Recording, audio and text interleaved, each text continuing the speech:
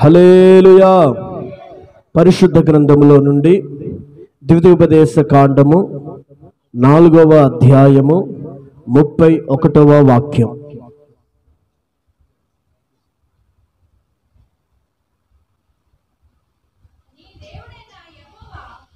నీ దేవుడైన యెహోవా కనికరము గల దేవుడు గనుక నిన్ను చేయి విడువడు, నిన్ను నాశనము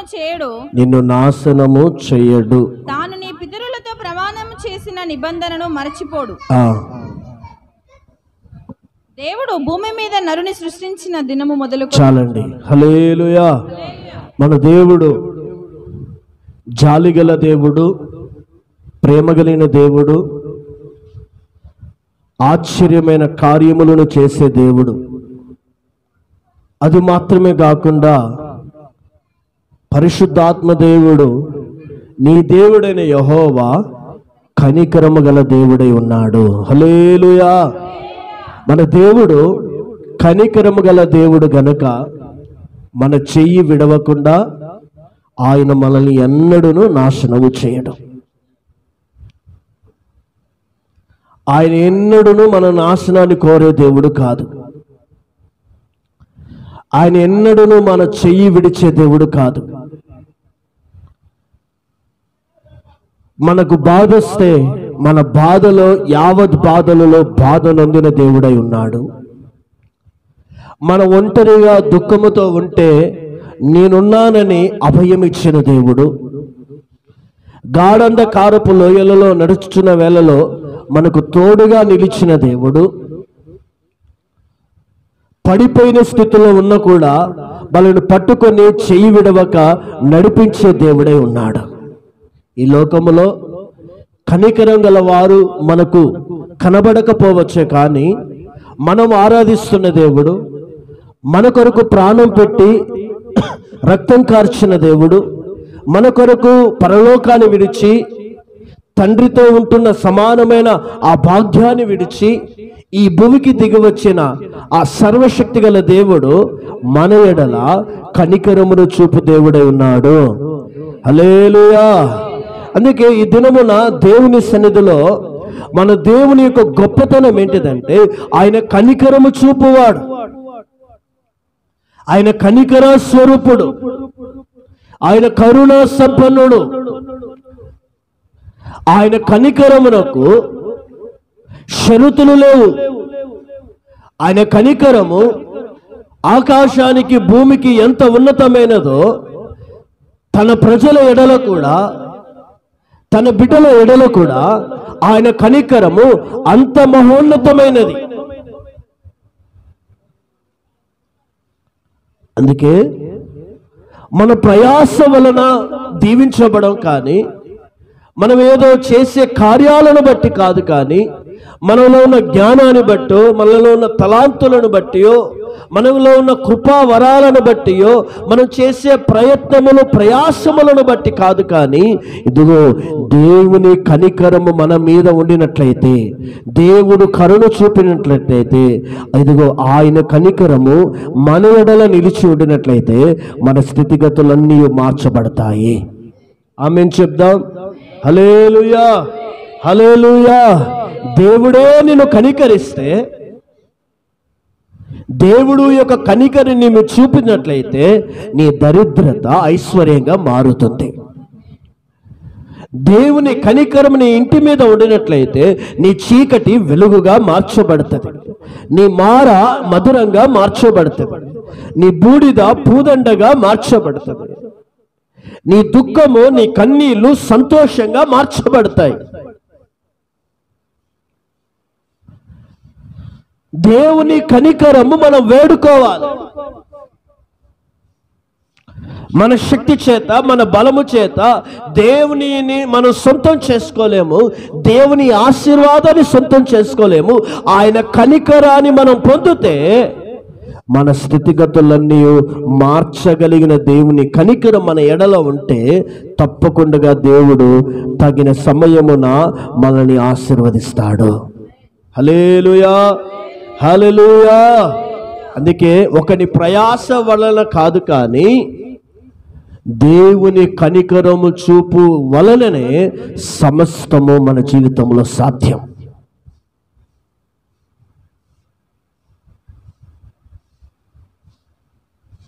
అందుకే ఈ దినములలో, ఈ కడవరి దినాలలో దేవుని కనికరము కొరకు ప్రార్థించేవారు కావాలి. దేవాలను కరుణించయ్యా అని దేవుని స్తుతిలో వేడుకునే వారమై ఉండాలి. దేవాని కనికరం మా ఎడల చూపమని మనం వేడుకోవాలి.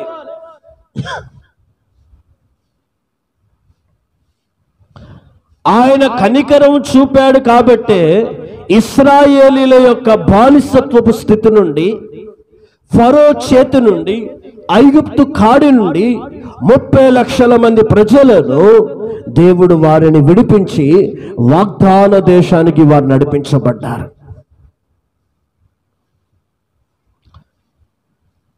ఈ దినమున దేవుని బిడ్డలమైన మన జీవితాలలో కూడా ఈ లోకాన్ని విడిచి పరలోకానికి చేరాలి. ఈ లోక యాత్రను విడిచి పరలోకమనే గమ్యములకి మనం చేర్చబడాలి. అలా చేర్చబడాలంటే మన శక్తితో మనం కొనసాగించలేము, మన ఆలోచనతో దేవుని రాజ్యాన్ని సొంతం చేసుకోలేము. దేవుని కనికరం మన ఎడల ఉండినట్లయితే ఆ కనికరం మనల్ని దేవుని రాజ్యంలో చేరుస్తుంది. ఆమేన్, హల్లెలూయా, హల్లెలూయా. ఈ దినమున దేవుని బిడ్డలైన ప్రతి ఒక్కరూ దేవుని కనికరము కొరకు వేడుకోండి. మా పిల్లల మీద నీ కనికరం ఉండాలయ్యా, మా కుటుంబంపై మీ కనికరం ఉండాలయ్యా, మేము చేసే పనుల మీద నీ కనికరం ఉండాలయ్యా అని ప్రార్థన చేసుకునే వారమై ఉండాలి. విజ్ఞాపన చేసుకునే వారమై ఉండాలి.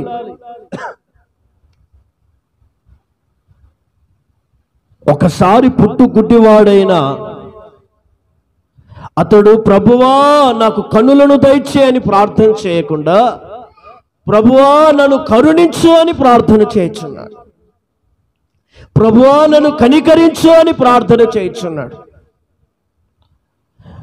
దేవుడు నన్ను కరుణించు, నన్ను కరుణించు అని ఆ పుట్టు గుడ్డివాడు చేయించిన ఆ ప్రార్థన, ఆ బిగ్గరగా కేకలు వేస్తున్న కేకల స్వరానికి జీవము గల దేవుడు వెనుకకు తిరిగి అతని యొద్దకొచ్చి దేవుడు అతని కనికరించి పుట్టు గుడ్డివానికి దేవుడు చూపునిచ్చాడు. ఆమేన్, హల్లెలూయా, హల్లెలూయా. ఈ దినమున దేవుని బిడ్డలమైన మన జీవితాలలో పుట్టు గుడ్డివానికి చూపునిచ్చిన దేవుడు నీ జీవితంలో కూడా ఇలాంటి అద్భుతాలు చేసే దేవుడు. పుట్టు గుడ్డివానికి కన్నులనిచ్చి దేవుడు కృప చూపిన దేవుడు నీ ఇంటిలో కావచ్చు, నీ కుటుంబంలో కావచ్చు, నీ స్థితిగతుల్లో కావచ్చు, దేవుడు కూడా ఆయన కనికరాన్ని చూపే దేవుడు, ఆయన కరుణను చూపే దేవుడు. అందుకే ఈ దినమున దేవుని నమ్ముకున్న ప్రతి ఒక్కరు కూడా దేవుని కనికరము కొరకు వేడుకోవాలి. దేవుని కరుణ కొరకు మనం వేడుకునే వారమై ఉండాలి. అయితే కొన్ని విషయాలు క్లుప్తంగా చెప్పి నేను ముగిస్తాను. ఆయన కరుణించే దేవుడే, ఆయన కనికరం చూపే దేవుడే. అయితే ఆయన కనికరాన్ని ఎవరు పొందుతారు అనేది ప్రాముఖ్యం. దేవుని కనికరము ఎవరి మీదకి దిగి వస్తుంది? దేవుని కనికరం నువ్వు పొందాలంటే నువ్వేం చేస్తే కనికరం పొందుతావు?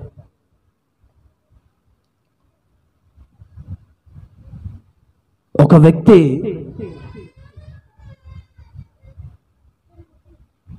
ఎగ్జామ్లో రాస్తేనే, అందులో పాస్ అయితేనే ఉన్నతమైన తరగతిలోకి వెళ్ళడానికి అతడు అర్హుడు.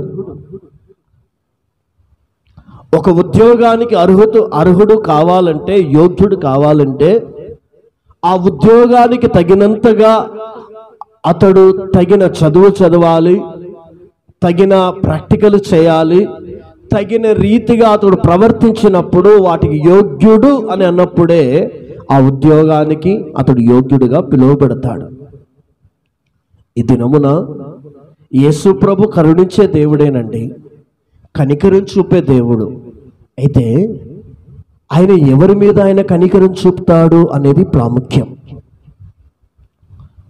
అందరూ దేవుని కనికరానికి పాత్రులేనా? దేవుని కనికరం పొందాలంటే ఏం చేస్తే దేవుని కనికరం పొందుతాం? ఇలాంటి జీవితం చేస్తే దేవుని కనికరానికి యోగ్యులుగా మారుతారు. ఒక విషయం చెప్తాను, ప్రాముఖ్యమైన విషయం. 7 విషయాలు ఉన్నాయి దేవుని కనికరం మన మీదకి దిగి రావాలంటే. అందులో ఒక విషయాన్ని మనం ధ్యానం చేద్దాం. దేవుడు మిమ్మలను కనికరించాలంటే, దేవుడు మిమ్మల్ని కనికరిస్తే మన స్థితిగతులు మార్చబడతాయి. దేవుడు మనల్ని కనికరిస్తే మన జీవితంలో గొప్ప కార్యాలు చూడగలుగుతాం. దేవుడే మనల్ని కనికరిస్తే మనం కష్టపడాల్సిన అవసరం లేదు. మనం అనుకున్న ప్రతి కార్యములు దేవుడు మన పాదాల ఎదుగు తీసుకొచ్చి పెడతాడు. ఆమేన్. దేవుడు మనల్ని కనికరించాలంటే చేయవలసిన పనులు ఏంటిదో ఒక విషయాన్ని పరిశుద్ధ గ్రంథంలో నుండి మనం ధ్యానం చేద్దాం. సామెతల గ్రంథం 28వ అధ్యాయం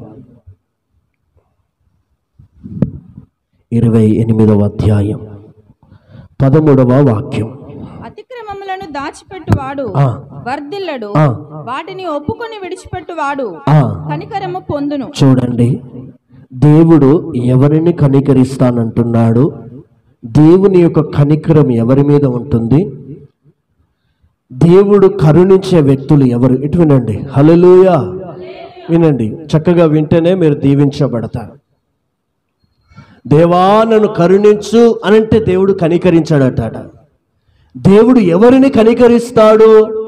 దేవుని కనికరం ఎవరి మీదకి దిగి వస్తుంది?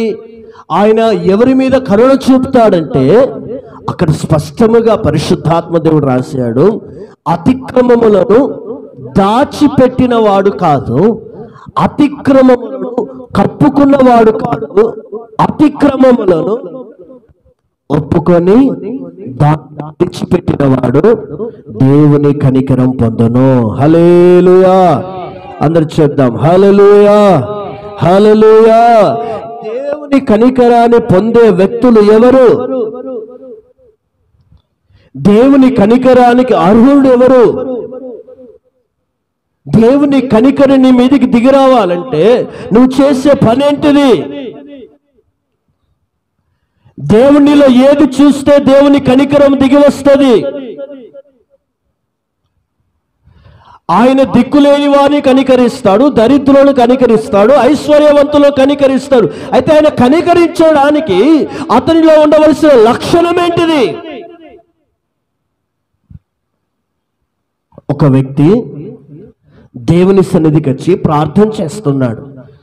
ప్రభువా నన్ను రక్షించు, నన్ను రక్షించు అని ప్రార్థన చేస్తున్నాడు.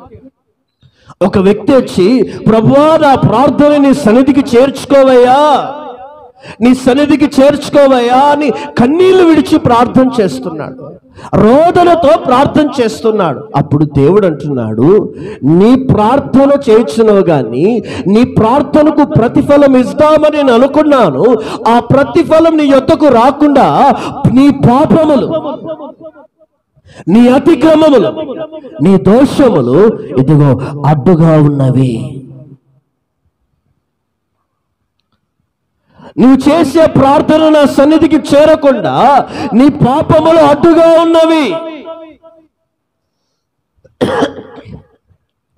నువ్వు చేసే ప్రార్థనలకు నేను దిగి వచ్చి నేను రక్షించాలని ఆశపడ్డాను, నేను ఆశీర్వదించాలని ఆశపడ్డాను, నిన్ను దీవించాలని ఆశపడ్డాను. కానీ నీ దోషములు, నీ పాపములు ప్రార్థనకు అడ్డుగా ఉన్నవి. అందుకే ఆ వ్యక్తి ప్రార్థనలు దేవుడు ఏం చేశాడండి? ఆలకించలేదు. చదవండి మాటలు. యెషయా గ్రంథం 59వ అధ్యాయము 1-2 వాక్యములు. రక్షింపనేరక ఉండునట్లు యెహోవా హస్తము కురచకాలేదు, విననేరక ఉండునట్లు ఆయన చెవులు మందము కాలేదు. మీ దోషములు మీకును మీ దేవునికి అందముగా వచ్చెను. చూడండి దేవుని బిడ్డలారా, ఆయన రక్షించుటకు ఆయన హస్తము కురచకాలేదు. చెప్పండి, కురచకాలేదు. ఆయన రక్షించుటకు ఆయన హస్తము కురుచకాలేదు. ఆయన హస్తం ఎలాంటిది? ఆకాశాన్ని జానతో కొలిచిన ఆయన హస్తం, భూమికి పునాది వేసినది ఆయన హస్తం, ఎర్ర సముద్రమును చీల్చినది ఆయన హస్తం, ఇశ్రాయేలు ప్రజలను తన బాహుబలము చేత నడిపించినది ఆయన హస్తం. ఆ మహిమగల హస్తము నిన్ను రక్షించాలనుకున్నది, నిన్ను ఆశీర్వదించాలనుకున్నది. వినండి, నిన్ను కాపాడాలనుకున్నది. కానీ నువ్వు ఎంత కన్నీళ్లు విడిచినా, ఎంత రోదన చేసినా, ఎంత విజ్ఞాపన చేసినా నీ ప్రార్థన దేవుని సన్నిధికి చేరట్లేదు. ప్రార్థన పరుడు అని గొప్పలు చెప్పుకుంటున్నావా? ప్రార్థన పరుడు అని డబ్బా కొట్టుకుంటున్నావా? నీ ప్రార్థన దేవుని సన్నిధికి చేరకపోవడం గల కారణం ఏంటిదంటే, నువ్వు ప్రార్థన చేస్తున్నావు. ప్రార్థన చేస్తేనే కార్యాలు జరుగుతాయి. ప్రార్థన అనేది చాలా ప్రాముఖ్యం. కానీ దేవుని కనికర నీ మీదకి దిగి రావాలంటే ప్రార్థనతో పాటు ప్రార్థన ఎలా ఉండాలి తెలుసా అండి? ఒక పరిశుద్ధమైన చేతులతో ఎత్తి, పరిశుద్ధమైన నోటితో, పరిశుద్ధమైన మాటలతో, పరిశుద్ధమైన శరీరముతో, పరిశుద్ధమైన ప్రాణ ఆత్మ దేహాలతో నువ్వు దేవుని సన్నిధిలో కూర్చొని ప్రార్థన చేస్తే ఆ ప్రార్థనకు దేవుని సింహాసనం కదిలించబడుతుంది. ఆ ప్రార్థనకు దేవుని కనికరం దిగి వస్తుంది. అలా ప్రార్థన చేస్తే దేవుని యొక్క ఆశీర్వాదం, నీ హృదయ కోరికలు నెరవేర్చబడతాయి.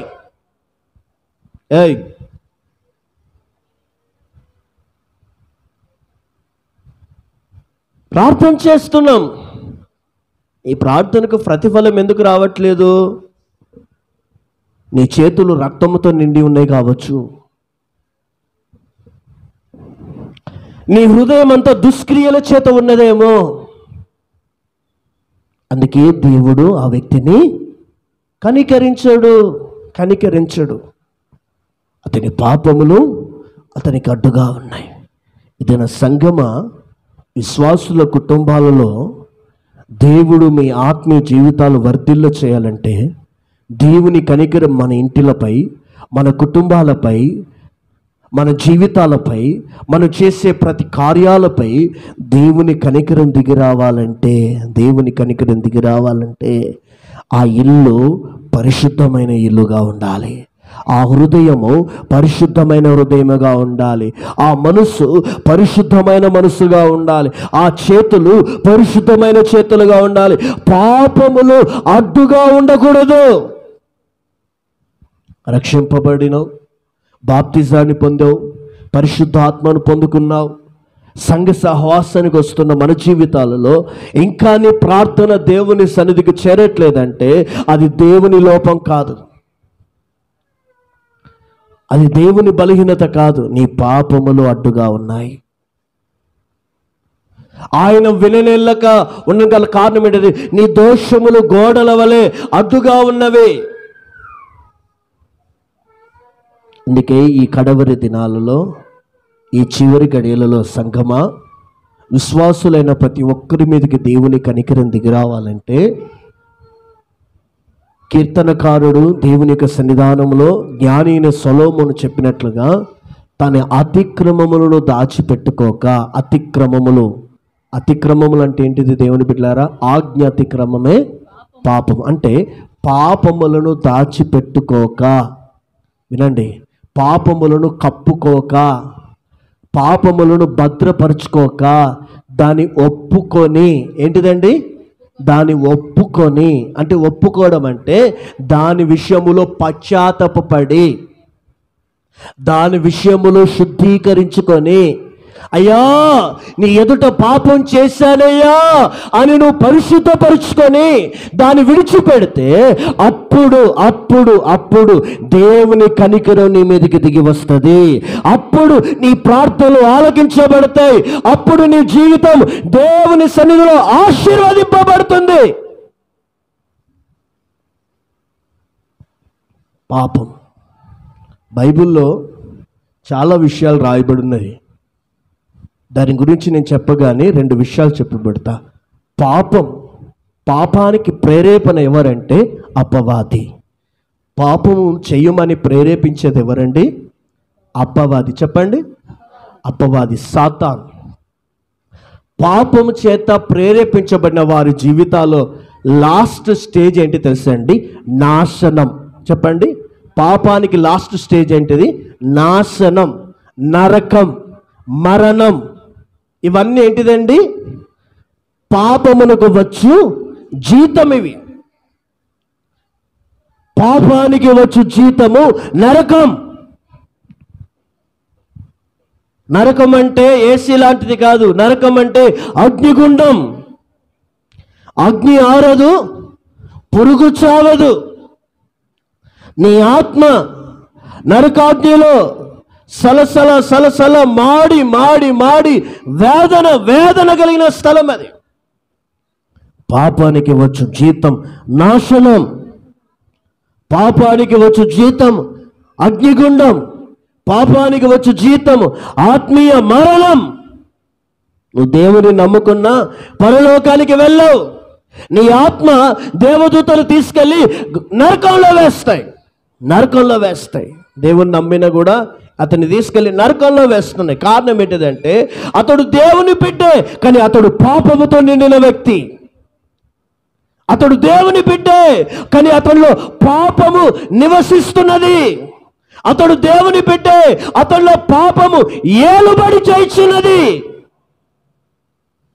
అలాంటి స్థితి కలిగిన వారు, అలాంటి దుస్థితి కలిగిన వారు ఆ పాపం వలన నాశనాన్ని కొని తెచ్చుకుంటారు. అందుకే దేవుని యొక్క కనికరాన్ని పొందరండి పాపం చేయవారు. దేవుడి ఉగ్రత వారి మీదకి దిగి వస్తుంది. వినండి, పాపము చేయవారి మీదకి దేవుని కనికరం దిగిరాదు, దేవుని ఉగ్రత దిగి వస్తుంది. దేవుని కోపం దిగి వస్తుంది. దేవుని యొద్ద నుండి ఆశీర్వాదం రాదు, దేవుని యొద్ద నుండి శాపం వస్తుంది. శాపగ్రస్తులుగా మారుతారు. దేవుడు ఆశీర్వదించే దేవుడు కదా. ఆశీర్వదించేవారు శాపగ్రస్తులు ఎలా అయ్యారు? ఆశీర్వాదాన్ని పొందిన వారు శాపగ్రస్తులుగా ఎలా మార్చబడ్డారు? పాపం వలన వచ్చు జీతము శాపం, మరణం,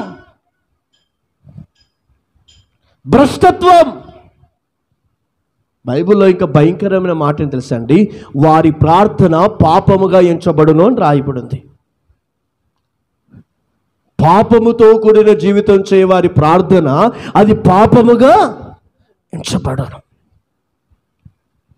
అందుకే దేవుని కనికరం దిగిరావాలంటే నువ్వు పాపాన్ని ఒప్పుకొని పశ్చాత్తాపడి పరిశుద్ధపరుచుకొని నువ్వు విడిచిపెడితే దేవుడు ఏమంటాడు తెలుసండి?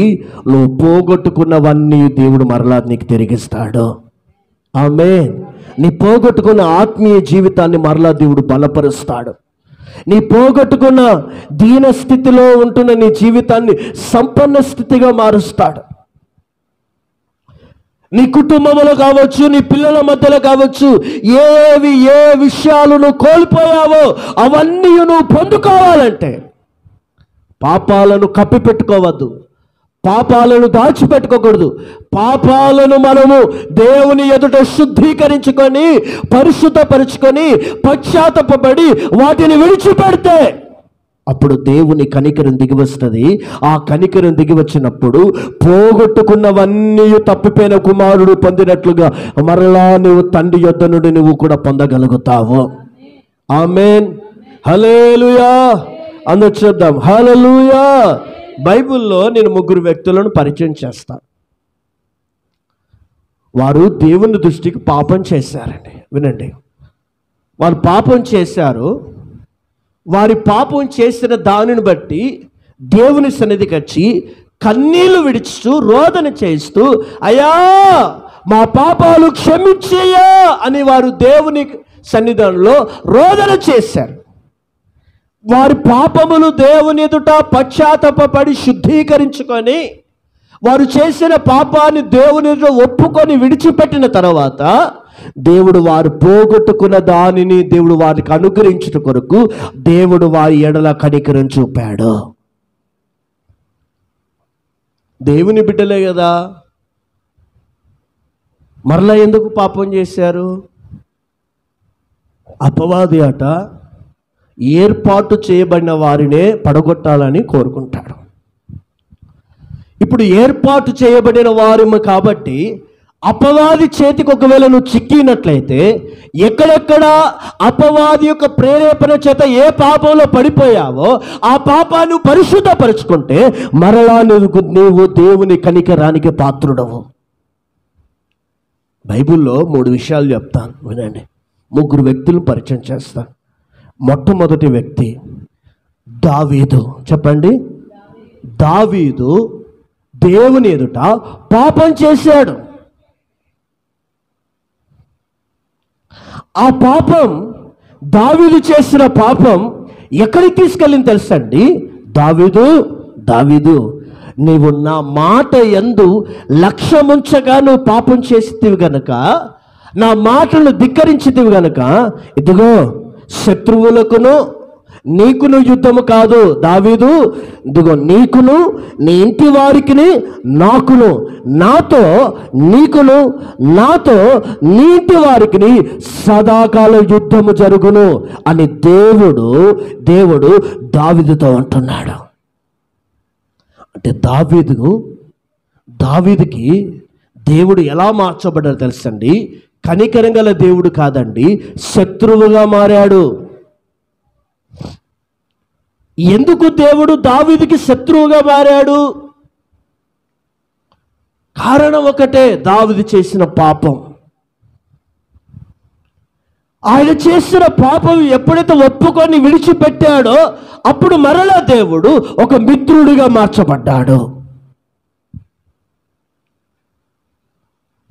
అసలు దావీదు చేసిన పాపం ఏంటిది?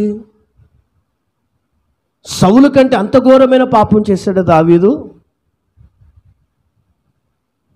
దేవుడు కోరుకున్న వ్యక్తి కదా దావీదు.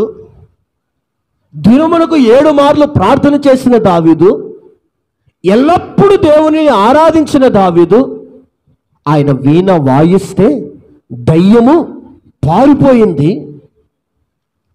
ఎల్లప్పుడూ ధర్మశాస్త్రాన్ని పాటించిన దావీదు, అనుసరించిన దావీదు. ఒక మాటలో చెప్పాలంటే దావీదు దేవుని హృదయానుసారుడు. ఇలాంటి మంచి దావీదు మీదకి దేవుని ఉగ్రత దిగి వచ్చింది. అతని ఇంటి మీదకి దేవుని కోపం దిగి వచ్చింది. కారణం ఏంటి తెలుసండి? దావీదు చేసిన పాపాన్ని చెప్తాను, వినండి. దావీదు ఒక మంచి నీతిమంతుని కుటుంబాన్ని నాశనం చేశాడు. వినండి, దావీదు మీదకి ఎందుకు కోపం వచ్చింది తెలుసండి? ఒక నీతిమంతుని కుటుంబాన్ని నాశనము చేశాడు. ఒక నీతిమంతుని కుటుంబాన్ని పాడు చేశాడు. ఒక నీతిమంతుని కుటుంబాన్ని స్పాయిల్ చేశాడు.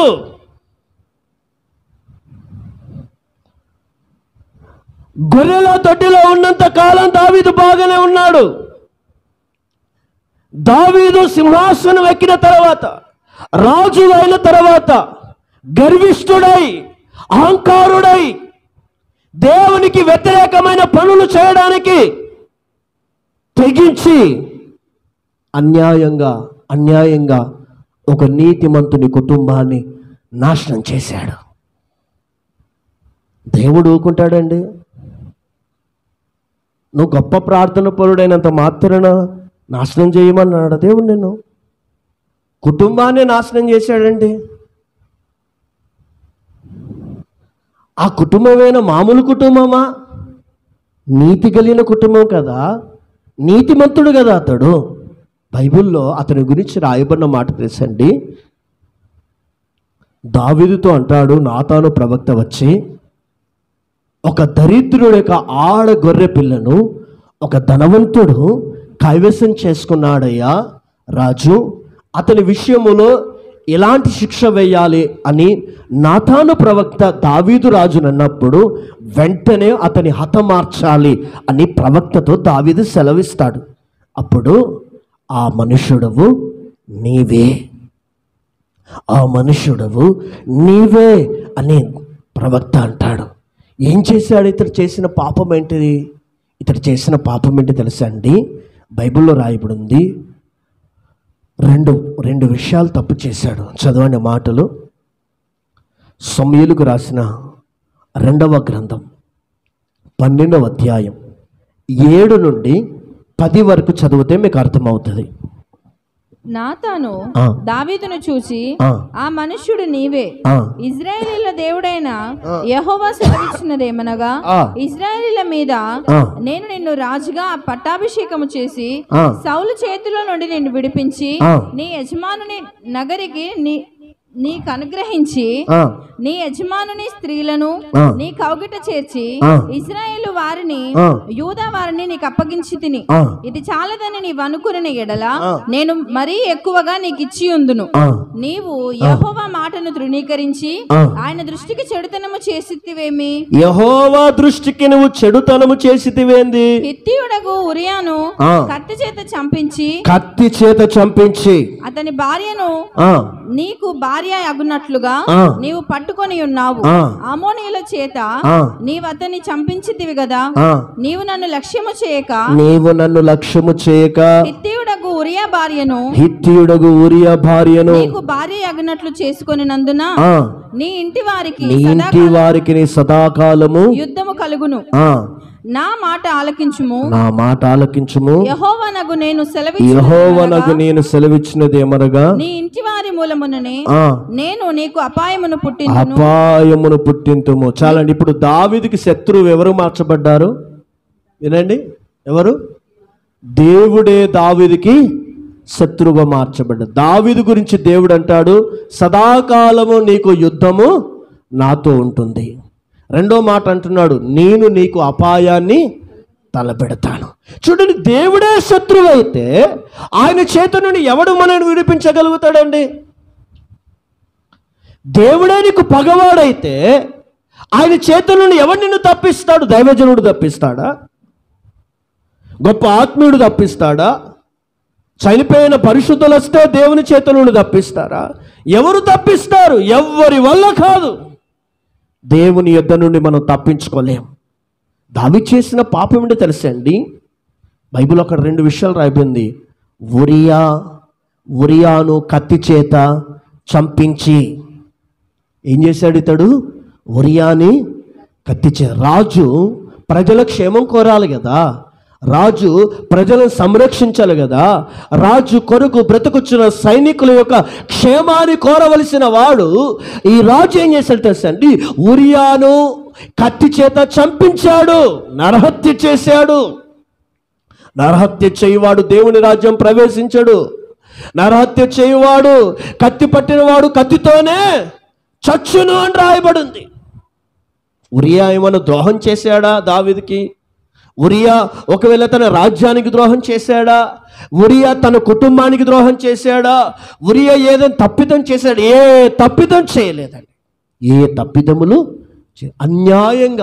అన్యాయంగా ఉరియాని నీతిమంతుని ఏం చేశాడండి? చంపించాడు. న్యాయంగా చంపించి ఏం చేశాడు తెలుసా అండి? తన భార్యను తన కొరకు, చూడండి ఎంత భయంకరమైన పాపిష్టి బ్రతకం, పాడు చేశాడు, పాపం చేశాడు. తన భార్య కాని వారి చేత అక్రమ సంబంధాన్ని పెట్టుకున్నవాడు దావీదు. ఒక నీతిమంతుడి కుటుంబాన్ని ఏమైంది? ఇప్పుడు నాశనమైందండి. నీతిమంతుడు ఉరియా చచ్చిపోయాడు. నీతిమంతుడు భార్య పాడు చేసి తను సొంతం చేసుకున్నాడు. ఇప్పుడు ఉరియాకి కుటుంబమే లేదు. ఉరియా ఎలాంటి వాడు తెలుసా అండి? బైబిల్లో రాయబడింది. ఉరియా గురించి రాయబడిన మాట తెలుసండి? రాజు అయిన దావీదు అంటాడు, అయ్యా నువ్వు ఇంటికి వెళ్ళి నీ భార్యతో కలిసి నీ ఇంటిలో నీ కుటుంబంతో కలిసి నువ్వు జీవించు, రాత్రి అయింది విశ్రాంతి తీసుకోపో అని రాజు అంటే ఉరియా అంటాడు తెలుసండి, అతడు ఇంటికి వెళ్ళకుండా రాజు యొక్క ద్వారము యొద్ద ద్వారపాలకుల చేత ఇదిగో రాజు యొక్క క్షేమం కొరకు, రాజు కాపుదల కొరకు, రాజు యొక్క ద్వారపాలకుల చేత అతడు కూడా కావలి అయి ఉన్నాడు. ఆమేన్. ఆ మాట చదవండి పరిశుద్ధ గ్రంథములో నుండే, అక్కడే 2 సమూయేలు 11వ అధ్యాయము 9 నుండి మన మాట చదివితే ధ్యానం చేద్దాం. అతని వెనుక రాజు ఫలహారము అతని యొద్దకు పంపించెను గాని ఉరియా తన ఇంటికి వెళ్ళక తన ఏలిన వాని సేవకులతో కూడా రాజనగరి ద్వారమున పండుకొనెను. ఉరియా తన ఇంటికి పోలేదను మాట దావీదు నాకు వినబడినప్పుడు దావీదు ఉరియాను పిలిపించి, నీవు ప్రయాణము వచ్చితివి గదా, ఇంటికి వెళ్ళకపోతివేమని అడగగా, ఉరియా మందసమును ఇజ్రాయేలు వారును యూదా వారును గుడారములలో నివసించుచుండగను నా అధిపతి వగు యోవాబును నా ఏలిన వాడవగు నీ సేవకులను బయట దండులో నుండగను భోజన పానములు చేయుటకును నా భార్య యొద్ద పరుండుటకును నేను ఇంటికి పోదునా? చూడండి ఎంత సమర్పణ అండి, ఎంత త్యాగం అండి యూరియాకి. నేను ఇంటికి వెళ్ళి పడుకుందునా, ఇంటికి పోదునా? నేను రాజు క్షేమమే నా క్షేమం, నా సేనాధిపతి యోవాబు క్షేమమే నా క్షేమం, నా దావీదు యొక్క రాజు యొక్క సేవకుల క్షేమమే నా క్షేమం, నా రాజు కుటుంబ క్షేమమే నా క్షేమం అని ద్వారపాలకుల చేత పడుకొని ఉన్నాడు. అంటే ఒక మాటలో చెప్పాలంటే ఉరియా ఒక నమ్మకమైన సైనికుడు, ఒక నమ్మకమైన దాసుడు, ఉరియా కొరకు ప్రాణం పెట్టడానికి తెగించిన వ్యక్తి. ఉరియా దావీదు రాజు కొరకు తన ప్రాణాలను ఇవ్వడానికి కూడా ఇష్టపడిన వ్యక్తి. ఇంత మంచి నీతిమంతుడండి. తన కుటుంబము కంటే, తన భార్య కంటేను, తన ఫ్యామిలీ కంటేను రాజు కొరకు జీవిస్తున్నాడు. రాజు క్షేమమే తన క్షేమం, తన రాజ్యక్షేమమే తన క్షేమముగా ఎంచుకున్నవాడండి దావీదు ఉరియా. ఇలాంటి గొప్ప నమ్మకస్తుడు, మంచి నీతిమంతుడు, పరిశుద్ధమైన మనసు కలిగిన వాడు, నమ్మకమైన దాసుడు, నమ్మకమైన సైనికుడు ఇతడు. రాజుగారికి ఒక్క మాట అయినను వ్యతిరేకంగా మాట్లాడిన వ్యక్తి కాదు. అలాంటి గొప్ప వ్యక్తి విషయంలో దేవుడు ఏం చేస్తుందండి, దావీదు ఎడల దేవుడు జోక్యం చేసుకున్నాడు. అలాంటి నీతిమంతుని భార్యను, ఆ నీతిమంతుడి కుటుంబాన్ని దావీదు అన్యాయంగా ఏం చేశాడు తెలుసా అండి, నాశనం చేశాడు, పాడు చేశాడు. ఈ దినమున దేవునితో మాట్లాడుచున్నాడు. నీవు ఎవరైనా కుటుంబాన్ని నాశనం చేసావా?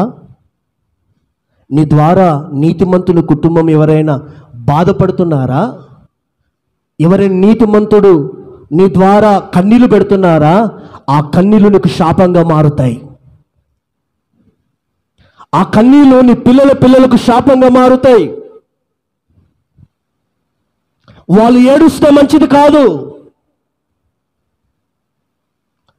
అంత భయంకరంగా తప్ప చాపడానికి ఇతనికి ఎందుకు వచ్చిందండి ఇంత దౌర్భాగ్యపు స్వభావం? రాజు అయ్యడని గర్వమా?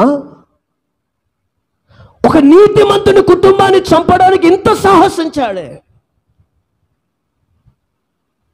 దేవుని బిడ్లారా, ఉరియా జోక్యం చేసుకోలేదు, కానీ ఉరియా దేవుడు దావీదు పక్షమున జోక్యం చేసుకున్నాడు. Be careful. ఎంత భయంకరమైన స్థితి.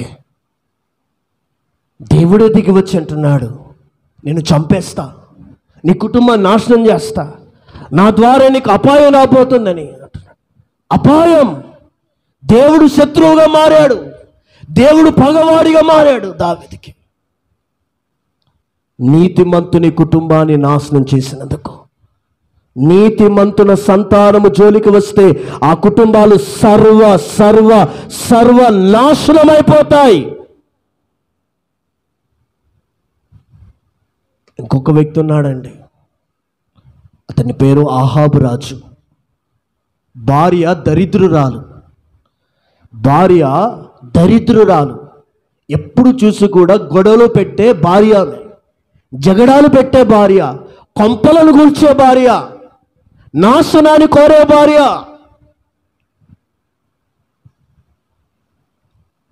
ఆమె కొంగు పట్టుకునే తిరుగుతాడు ఇతడు ఆహాబు.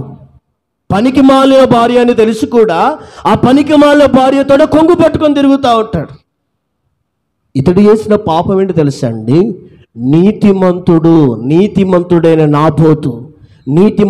నాబోతు తన తండ్రి ఇచ్చిన ద్రాక్ష తోటను అతడు కాయుచుండగా ఆ ద్రాక్ష తోట మీద కన్నుపడింది ఆహాబుకి. ఈ ద్రాక్ష తోట నాకు కావాలని నాబోతు దగ్గరికి వస్తే, ఇది నేను ఇవ్వకూడదయ్యా, ఇది నా తండ్రుల ఆస్తి, నా తండ్రుల స్వాస్థ్యం అనంటే అతడు నేల బుచ్చుకొని ఏడుస్తూ దుఃఖపడితే, ఎందుకు ఏడుస్తున్నావు అని ఆహాబును యెజెబెల్ అడిగితే, ఇదిగో నాబోతు ద్రాక్ష తోట నాకు ఇవ్వనన్నాడు, అందుకు నేను అలిగాను, అందుకు నేను ఇలా విచారంగా ఉన్నానంటాడు. అప్పుడు ఈమె ఏం చేసింది తెలుసా అండి? నువ్వు రాజువు కదా, దానికంటే శ్రేష్టమైనది ఇస్తా అని మంచి సలహా ఇవ్వాలి భార్య. ఈ పనికి మాలిన ఈ స్త్రీ ఏం చేసింది తెలుసండి? నువ్వు బాధపడకు, ఏ విధం చేతనైనా ఆ ద్రాక్ష తోట నీకు సొంతం చేస్తా అన్నది. ఏం చేసింది తెలుసండి? పనికి మాలిన ఇద్దరు సాక్షులను పెట్టి నాబోతును చంపించి ఆ ద్రాక్ష తోటను సొంతం చేసుకున్న వెంటనే దైవజనుడు వచ్చిండు. ఇదిగో అన్యాయంగా నీతిమంతుడైన నాబోతును చంపించారే, ఇదిగో నేను అంటున్నాను ఆహాబు, నాబోతు యొక్క రక్తము ఎక్కడ కుక్కలు నాకాయో అక్కడే ఆహాబు, యెజెబెలు, మీ కళేబరాలు, మీ రక్తము అక్కడ కుక్కలు నాకునని దైవజనుడు ప్రవక్తయగు ఏలియా ఇశ్రాయేలు రాజైన ఆహాబును శపించి వెళ్ళిపోయాడు.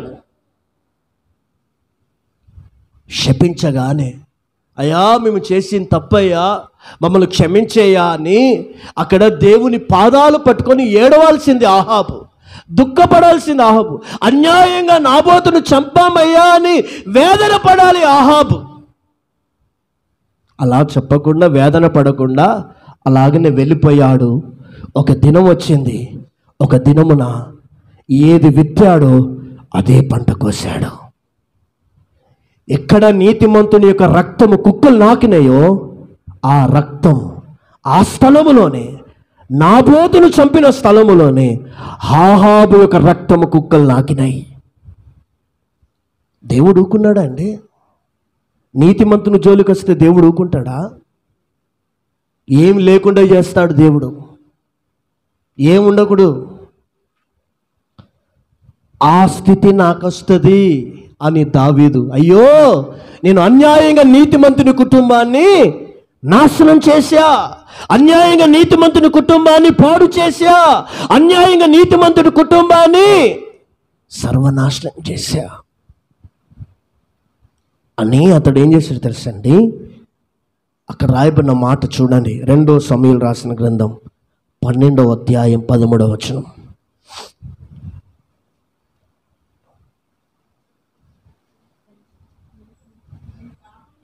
నేను పాపము చేసి తిని, దావీదు నాతానుతో అనగా, నాతాను నీవు చావకుండునట్లు యెహోవా నీ పాపమును పరిహరించెను. చప్పట్లు కొట్టి దేవుని స్తుతిద్దాం. హల్లెలూయా. యేసు రక్తము రక్తము రక్తము, యేసు రక్తము రక్తము రక్తము, అమూల్యమైన రక్తము, నిష్కళంకమైన రక్తము, యేసు రక్తము రక్తము రక్తము, ప్రతి ఘోర పాపమును కడుగును మన యేసయ్యా రక్తము, ప్రతి ఘోర పాపమును కడుగును మన యేసయ్యా రక్తము. బహు దుఃఖములో మునిగెనే చెమట రక్తముగా, బహు దుఃఖములో మునిగెనే చెమట రక్తముగా మారేనే. యేసు రక్తము రక్తము రక్తము, యేసు రక్తము రక్తము రక్తము. హల్లెలూయా. అతడు చేసిన పాపం, ఏం పాపం చేశాడు దావీదు? నీతిమంతుని కుటుంబాన్ని నాశనం చేశాడు. అయ్యా, నేను నీతిమంతుని కుటుంబాన్ని నాశనం చేశాను, ఒక ఆత్మీయ కుటుంబాన్ని నాశనం చేశాడు, సంఘ సహవాసం రాకుండా ఆ కుటుంబాన్ని పాడు చేశాను, ఆ కుటుంబం సమాజంలో బ్రతకకుండా నేను పాడు చేశాను. అది అన్యుడైనా, అది క్రైస్తవుడైనా, అతడు ముస్లిం అయినా, అతడు సిక్కిమైనా, అది ఎవరైనా, మానవ జాతి కుటుంబాన్ని నాశనం చేయడము నీది కాదు. చేసావా? వాళ్ళదేమైనా దోచుకున్నావా? డబ్బు దోచుకున్నావా? బంగారం దోచుకున్నావా? అన్యాయంగా స్థలం దోచుకున్నావా? అన్యాయంగా ఏదైనా పాడు పనులు చేసి మాయ మాటలు చెప్పి ఆ కుటుంబంలో చిచ్చు పెట్టావా? అది పాపం, అది పాపం. అది క్రైస్తవుడికి తగదు. అది ఈరోజు తగలకపోదు. దావీదుకి ఎప్పుడు తగిలింది? తన పిల్లలు పెద్దగైనాక ఓ 10 సంవత్సరాల తర్వాత ఆ పాపం చూశాడు. నాశనం చేయొద్దు. ఆ నాశనం చేశాడు కదా. వెంటనే ప్రవక్త వచ్చి అంటున్నాడు, ఆ మనుషుడు నీవన్న వెంటనే ప్రవక్తని తీసి జైల్లో వేయలేదు, చెరసాల వేయలేదు. ఇతడు ఆత్మీయుడు కాబట్టి, ఇతడు వాక్యానికి అప్పగించుకునే ఫ్యామిలీ కాబట్టి, ఇతడు వాక్యానికి లోబడే వ్యక్తి కాబట్టి దావీదు నేను పాపం చేసి తిని అని ఒప్పుకున్నాడు. ఆమేన్, హల్లెలూయా. నేను పాపం చేసి తిని, నేను పాపాన్ని కప్పుకుంటలేడు, పాపాన్ని దాచిపెట్టుకుంటలేడు. పాపాన్ని ఏదో దాచిపెట్టుకొని ఒక పాపము కప్పుకోవడానికి 1000 పాపాలు చేయడానికి, 1000 అబద్ధాలు ఆడడానికి సాహసించట్లేదు. ఉన్న పాపాన్ని దేవుని ఎదుట ఒప్పుకుంటున్నాడు. నేను పాపం చేసి తిని, అందుకే అని అంటున్నాడు, మరలా నేను పోగొట్టుకున్న రక్షణ ఆనందమును మరలా నాకు దయచేయి ప్రభువా. ఎందుకు నీకు రక్షణలో ఆనందం రావట్లేదు? ఎందుకు మొదటి ఆత్మీయత రావట్లేదు? మొదటి ప్రార్థన రావట్లేదు? మొదటి ఉజ్జీవం, మొదటి జీలు, మొదటి వైరాగ్యం, మొదటి తగ్గింపు, మొదట నువ్వు దేవునికి చేసినట్లుగా మనం ఎందుకు చేయలేకపోతున్నాం? పాపం నీలో గూడు కట్టుకపోయింది, పాపం నివాసం చేసింది. ఇక నువ్వు పాపానికి బానిసైన తర్వాత ఎవరేం చేయలేరు. ఆ పాపపు సంఖ్యలో నుండి బయటికి రావాలంటే నీ నోటితో, నీ హృదయముతో నేను పాపం చేసి తిని అని నువ్వు దేవుని ఎదుట ఒప్పుకొని పశ్చాత్తాపపడి దావీదు వలె పరిశుద్ధపరుచుకుంటే నిశ్చయముగా దావీదు సింహాసనాన్ని దేవుడు మరలా స్థిరపరిచాడు. మరలా దేవుడు తనకు రాజ్యం ఇచ్చాడు. మరలా దావీదుని దేవుడు మరలా ఘనత వహించగలుగున దేవుడు ఆశీర్వదించడం మొదలు పెట్టాడు. తన మీద ఉంచబడిన ప్రతి పాపపు క్రియలను ఆయన తుడిచివేశాడు. హల్లెలూయా. మరలా అతనికి శుద్ధ హృదయాన్ని ఇచ్చాడు. నేను పాపం చేసి తిని అన్నాడు. అంతే అన్నాడు అతడు. అట్లా నడుతుంటే అయిపోయిందా అతని జీవితం? క్షమించబడిందా?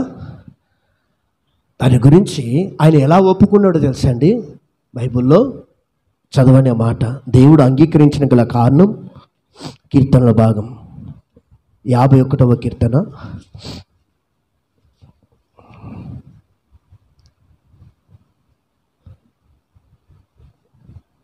17వ వచనం. విరిగిన మనస్సే దేవునికి ఇష్టమైన బలులు. దేవా, విరిగి నలిగిన హృదయమును నీవు అలక్ష్యము చేయవు. అందుకు దేవుడు విన్నాడు. ఎలా ప్రార్థన చేశాడు? బలులు అంటే ప్రార్థన. ఎలా ప్రార్థన చేశాడు? విరిగిన మనసుతో ప్రార్థన, విరిగిన నలిగిన హృదయముతో ప్రార్థన. అయ్యా, విరిగిపోయాడు, నలిగిపోయాడు, కన్నీళ్లు కారుస్తున్నాడు, రోదన చేస్తున్నాడు. తాను చేసిన పాపాన్ని బట్టి దేవుని ఉగ్రత పాలు కాకూడదని విరిగి నలిగిన హృదయముతో, వేదనతో, లోపల నుండి, హృదయములో నుండి ఆయన దేవునికి ప్రార్థన చేస్తున్నాడు. ఆయన ప్రార్థన ఎలా ఉంటుందండి? ఆ పశ్చాత్తము, ఆయన కన్నీళ్ళు పరుపును తేలెత్తిందటండి. ఇది నన్ను నీవు కూడా ఆ విరిగి నలిగిన హృదయముతో పశ్చాత్తాపపడి పరిశుద్ధపరుచుకుంటే ఖచ్చితంగా దేవుడు నీ మీద కనికరం చూపుతాడు.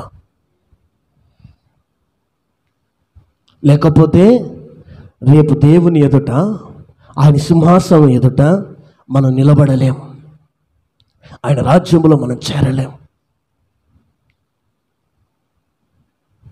ఇది నా దేవుని బిడ్డలారా, ఒకవేళ దావీదు లాంటి పొరపాటు నువ్వు చేస్తే ఇప్పుడే నువ్వు శుద్ధీకరించుకో. దేవుడు నీ ఇంటిపై కనికరం చూపుతాడు. నేను ఒక మాట అంటాను, నీ ఇంటికి ఒక వ్యక్తి వస్తే నీ మాట ద్వారా కట్టబడాలి తప్ప నీ మాట ద్వారా కూలిపోకూడదు. నీవు సంఘానికి వస్తే నీ మాట ద్వారా, నీ ప్రవర్తన ద్వారా ఒక వ్యక్తి సంఘంలో స్థిరపడాలి, కానీ నీ ద్వారా సంఘం కూలిపోకూడదు. మనుషుడు ఏది విత్తునో రేపు అదే పంట కోస్తాడు, కొయ్యకుండా మానడు, ఖచ్చితంగా కోస్తుడే అది. అందుకే దేవుని బిడ్డలారా, ఇది చాలా ప్రాముఖ్యం. నీతిమంతుని కుటుంబము జోలికి పోకూడదు, నీతిమంతుని సంతానాన్ని ముట్టకూడదు. అసలుకి లోకములో ఏ మనుషుని కుటుంబములో వారి నాశనాన్ని కోరకూడదు, వారి జీవిత యొక్క స్థితిగతుల నాశనము నీకు అవసరం లేదు. వారికి సంబంధించిన ఏది మోసపూరితమైన మాటలతో వారి ఇంటిని నువ్వు సొంతం చేసుకోవద్దు. కీడొస్తుంది, మీది కీడొస్తుంది. ఒకవేళ పొరపాటు నీలో ఉంటే ఇప్పుడే దేవుని ఎదుట ఒప్పుకో, దేవుని నిన్ను పరిశుద్ధపరుస్తాడు. ఆమేన్. మీరు ఇంటికి వెళ్ళిన తర్వాత 51వ కీర్తన 5 సార్లు మోకాల మీద నిలబడి చదువు. అప్పుడు నీ హృదయంలో ఒక పరివర్తన దేవుడు నీలో కలగజేస్తాడు. హల్లెలూయా. రెండో వ్యక్తి, 3 విషయాలు చెప్తాను కదా. ఇతడు కుటుంబాన్ని నాశనం చేసినందుకు అతని మీదకి దేవుని ఉగ్రత వచ్చింది. ఆ ఉగ్రత నుండి కాపాడుకోవడానికి అతడు చేసిన పాపమును దేవుని ఎదుట ఒప్పుకున్నాడు. విడిచిపెట్టినందుకు దావీదు మీదకి దేవుని కనికరం దిగి వచ్చింది. రెండోదిగా ఏంటి తెలుసండి? పరిశుద్ధ గ్రంథములో మనం చదువుదాం. సంఖ్యాకాండం 12వ అధ్యాయం 11వ వచనం.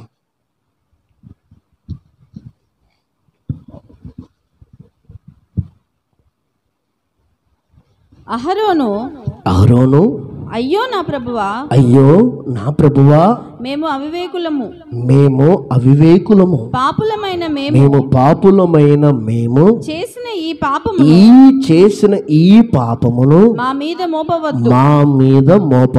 చదవండి. తన తల్లి గర్భములో నుండి పుట్టినప్పటికీ సగ మాంసము క్షీణించిన శిశు శవము వలె ఆమెను ఉండనీయుకుమని మోషేతో చెప్పగా.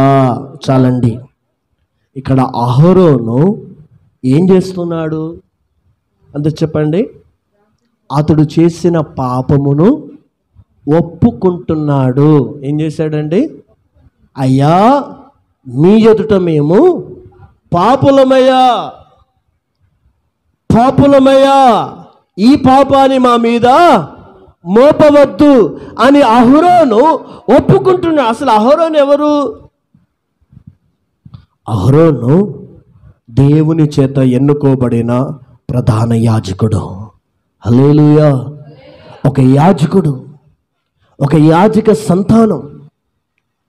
అహరోను ఎవరు? నాయకుడైన మోషేకి తోడుగా ఉన్న వ్యక్తి. అహరోను ఎవరు? ఒక ప్రవక్తగా నిలిచి ఉన్న వ్యక్తిగా దేవుడు దీవించాడు. అహరోను ఎవరు? దేవుని చేత ఎన్నుకోబడిన ఒక ఉన్నతమైన ప్రత్యక్షపు గుడారములో దేవుని సేవను, దేవుని పరిచర్యను చేయుట కొరకు యోగ్యమైన సంతానం, యోగ్యమైన వ్యక్తి అహరోను, అతని అక్క అయిన మిరియాము. వీరిద్దరూ కలిసి పాపం చేశారటండి. వారు చేసిన పాపాన్ని బట్టి కలిగిన నష్టం ఏంటి తెలుసా అండి? పరిశుద్ధ గ్రంథములో 2 జరిగినాయి. ఏం చేశారు తెలుసా దేవులారా? వీరు చేసిన పాపాన్ని బట్టి యాజకత్వం ఆగిపోయింది. రెండోది, ఇశ్రాయేలీల యొక్క ప్రయాణం ఆగిపోయింది. చదవండి మాట ఒక్కసారి,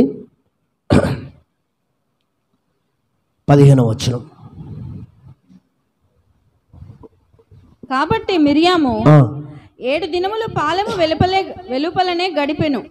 మిరియాము మరలా చేర్చబడు వరకు జనులు ముందుకు సాగరైరి. చూడండి, జనులు ముందుకు ఈ జనులు ఎక్కడికి పోతున్నారు? కనానుకు వెళ్తున్నారు కదా. ఇప్పుడు కనానుకు వెళ్ళకుండా, కనానుకు వెళ్ళడం దేవుని వాగ్దానం కదండి. దేవుని రాజ్యంలో చేరడం దేవుని యొక్క వాగ్దానం. ఇప్పుడు వాగ్దానాన్ని ఆపివేసింది ఎవరు? అక్కడ కానాను యాత్ర జరగకుండా, అక్కడ సేవ జరగకుండా, అక్కడ పరిచర్య జరగకుండా, దేవుని చిత్తం జరగకుండా ప్రజలు ఆగిపోయారు. కారకులు ఎవరు?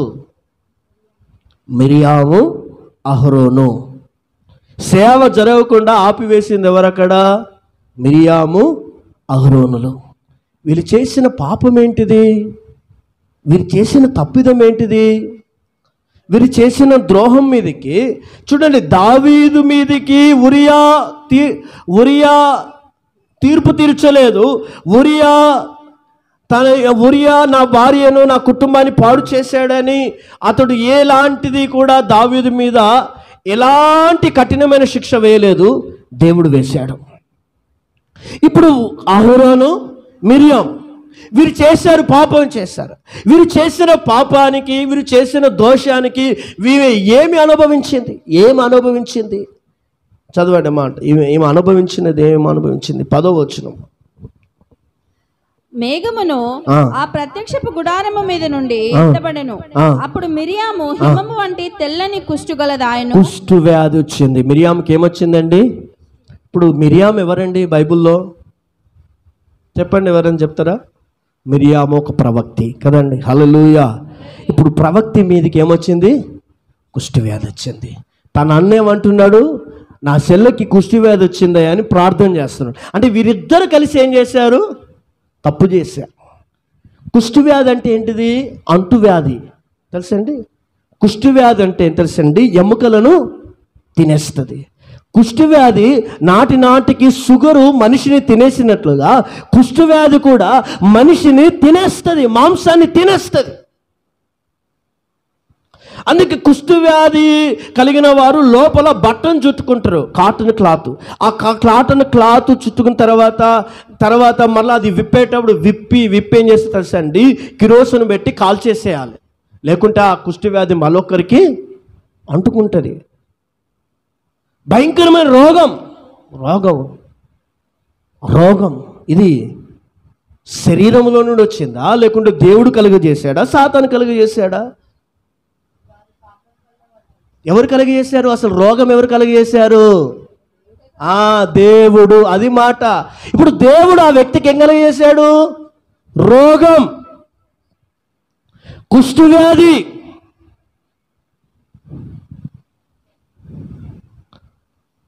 ఆ కుష్ఠవ్యాధి రావడం ద్వారా అహరోనుకి నెమ్మది లేదు, మిరియాముకు నెమ్మది లేదు. వీరు చేసిన పాపాన్ని బట్టి ఇశ్రాయేలుల ప్రయాణము ఆగిపోయింది. వీరు చేసిన పాపం ఏంటిది? దేవుడు ఎందుకు వీరి మీద అంత కక్ష పెట్టుకున్నాడు? వీరు చేసిన పాపం ఏంటి తెలిసిన దేవుని బిడ్డలారా? వీరు నా సేవకుడైన మోషేకి విరోధముగా మాట్లాడినందువలన. చదవని మాటలు 7వ వచనం. అతడు నా ఇల్లంతటిలో నమ్మకమైన వాడు, నేను గూఢభావముతో కాదు దర్శనమిచ్చి ముఖాముఖిగా అతనితో మాట్లాడుదును. అతడు యెహోవా స్వరూపమును నిదానించి చూచును. కాబట్టి నా సేవకుడైన మోషేకు విరోధముగా మాట్లాడుటకు మీరేలా భయపడనే. చూడండి, మీరెలా భయపడారు అంటే ఇప్పుడు అహరోను మిరియాము ఎవరికి విరోధంగా మాట్లాడారు? సేవకుడు. మోషే ఎవరండి? దేవుడు ఎన్నుకున్న సేవకుడు. అమ్మ ఇటు వినండి, మోషే దేవుడు ఎన్నుకున్న సేవకుడు, దేవుడు ఎన్నుకున్న నాయకుడు. మోషే ఇశ్రాయేలు ప్రజలను విడిపించుటకు దేవుడు ఎన్నుకున్న ప్రతినిధి.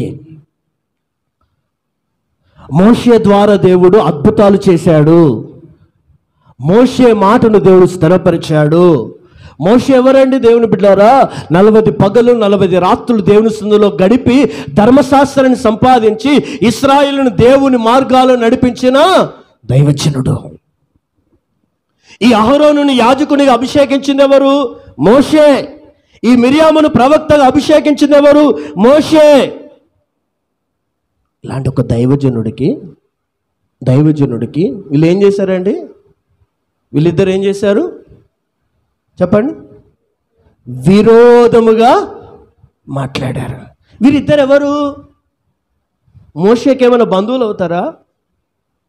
మోషేకి ఏమైనా చుట్టాలు అవుతారా? కారా? చుట్టాలు అవుతారా కాదా? ఏమవుతారండి చెప్పండి, మీరు చెప్పింది కరెక్టే. అహరోను ఏమవుతాడు మోషేకి? అన్న. మిరియాము అక్క. సొంత అక్క, సొంత అన్న. వినండి, సొంత అక్క, సొంత అన్న మోషేకి విరోధంగా మాట్లాడారు. మా తమ్ముడే కదా అని విరోధంగా మాట్లాడారు. ఏం మాట్లాడారో ఏమో, విరోధంగా మాట్లాడారంటే ఇప్పుడు మోషే విన్నాడా వారు మాట్లాడిని? మోషే విన్నాడా? మోషే విన్నట్టుగా లేదు. ఒకేసారి మాట్లాడితే దేవుని కోపం వస్తుందా? రాదు కదా. అంటే వీళ్ళు ఎన్నిసార్లు మోషేకి విరోధంగా మాట్లాడు? ఒకరోజు మాట్లాడలేదు, 2 రోజులు కాదు, 10 రోజులు కాదు, 4 రోజులు కాదు, 2 నెలలు కాదు, 3 నెలలు కాదు, సంవత్సరం నుండి అదే పాటు మోషేకి విరోధంగా ఇంచుమించు సంవత్సరం దాకా మాట్లాడుతూ ఉండొచ్చు. విరోధంగా ఏం మాట్లాడారు మోషే గురించి? వీళ్ళు మాట్లాడుతూనే ఉన్నారు. మోషే, నా సేవకుడైన మోషే గురించి సనుగుతూ ఉన్నారు, నా సేవకుడైన మోషే గురించి గునుగుతూ ఉన్నారు, నా సేవకుడైన మోషే గురించి తప్పుగా మాట్లాడుతున్నారు, తప్పుగా ప్రవర్తిస్తున్నారు, తప్పుగా ఆలోచిస్తున్నారు, తప్పుగా ప్రబోధిస్తున్నారు, తప్పుగా ఇదిగో వీరు నడవడికలు ఉన్నాయని దేవుడు ఒకేసారి శిక్షించే దేవుడు కాదు, మహాదీర్ఘ శాంతం గలవాడు. ఇప్పుడైనా మార్చుకునే దేవుడు. కానీ వీళ్ళు మార్చుకునేటట్లుగా కనబడలేదు. అప్పుడు దేవుడు ఏం చేసి తెలుసండి? మీరు ప్రత్యక్ష గుడారం దగ్గరికి రండి అని దేవుడు చెప్పి దేవుడు వారిని హెచ్చరించాడు. నా సేవకుడైన మోషేకి మీరు విరోధంగా మాట్లాడుటకు మీరు ఎందుకు భయపడలేదు? వీరు చేయడం ద్వారా, చేసిన పొరపాటు ద్వారా ఏం జరిగింది తెలుసండి? సేవ ఆగిపోయింది. వీరి సేవ ఏమైందండి? ఆగిపోయింది. ఈ దినం దేవునితో మాట్లాడుచున్నాడు.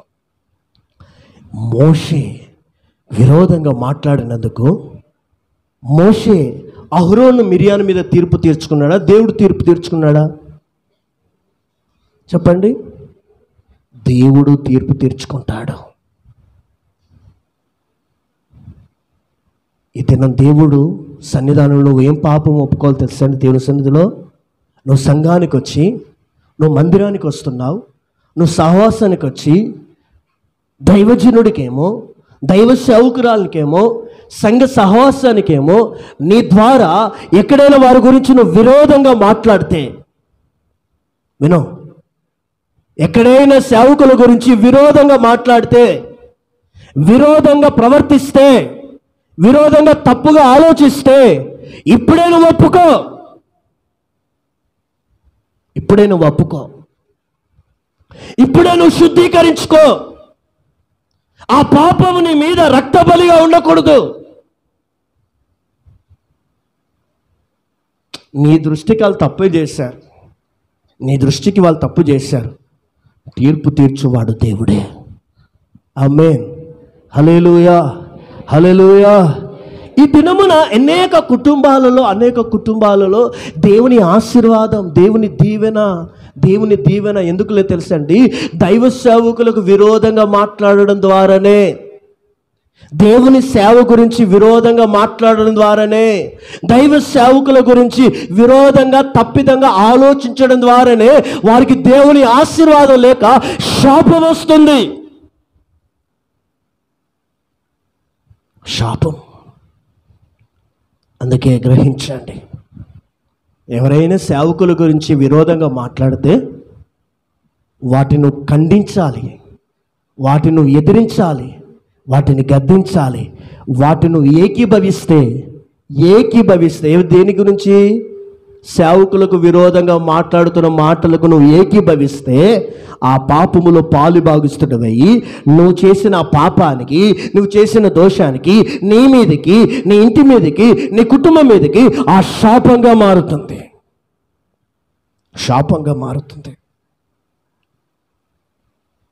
ఎవరు చేసినా, ఎంత ప్రార్థన చేసినా దేవుడు వింటాడా? ఇక దేవుడు వింటాడండి?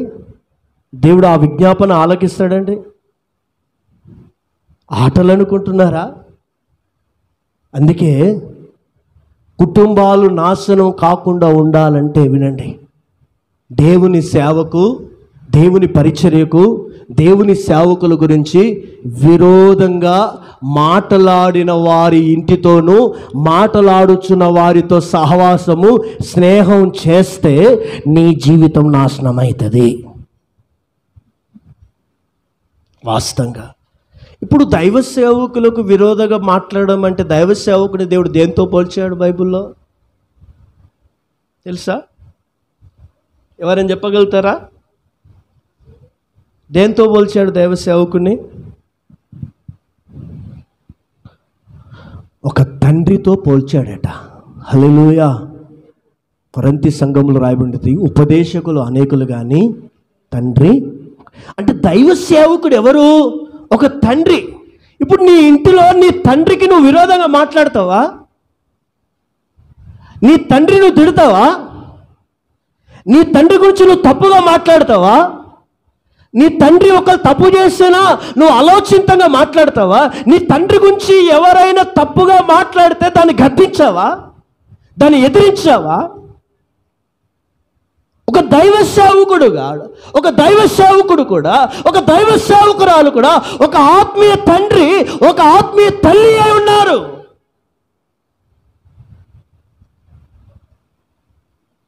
బైబిల్లో నోవా అనే ఒక తండ్రి ఉన్నాడా లేడండి? హల్లెలూయా. ఆ నోవా తండ్రి ద్రాక్షరసం తాగి మత్తుడై ఉండడం ద్వారా, వస్త్రాలు లేకపోవడం ద్వారా కనాను ఏం చేశాడు తెలుసండి? ఆ తండ్రిని చూసి నవ్వాడు. ఏం చేశాడండి? నవ్వాడు. కానీ తన కుమారులు ఏం చేశారు? వెనక నుండి వెళ్ళి తండ్రి యొక్క దిశ మెల్లను ఏం చేశారండి? కప్పారు. ఈ నవ్విన వ్యక్తిని తండ్రి లేచి ఏం చేశాడు తెలుసండి? అతడు శపించబడును గాక అని అతన్ని శపించాడు. వెంటనే నోవాహులో నుండి వచ్చిన మాట, కనాను శాపగ్రస్తుడిగా మార్చబడ్డాడు. ఈ దినమున దేవుని బిడ్డలారా, ఒక సంఘ కాపరిని, ఒక దైవజనురాలని ఒక తండ్రిగాను భావించాలి, ఒక తల్లిగాను భావించాలి, ఒక నాయకుడిగా భావించాలి, దేవుని ప్రతినిధిగా భావించాలి. మా అక్కే కదా, మా బావే కదా, మా మావే. నీ ఇంట్లో మీ బావ మీ అక్క, చర్చిలో కాదు. మా బావ మా అక్క మా బావలు భయపడతారు దగ్గరికి రావాలంటే. నేను పులిపీఠం ఎక్కితే వాళ్ళు భయం, వణుకు పుడుతుంది.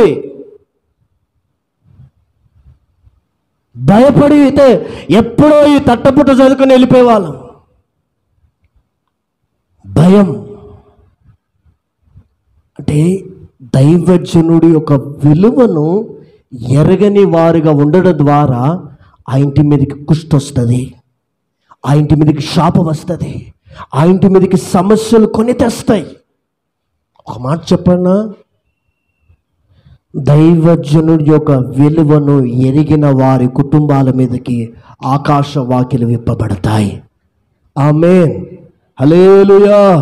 అందరూ చెప్దాం హల్లెలూయా.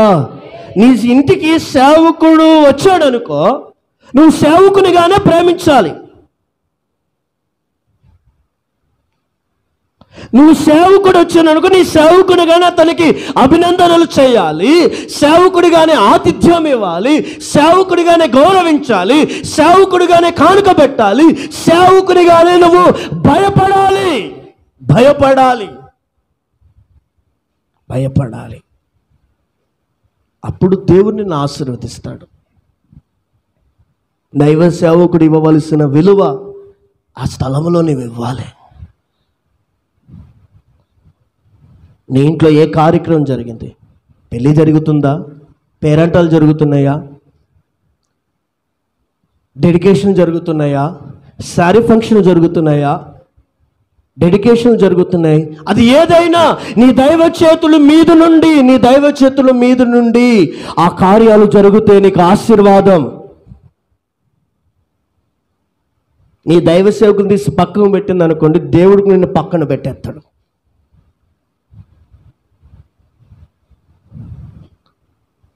అందుకే దైవ సేవకులను అపహాసం చేయకూడదు.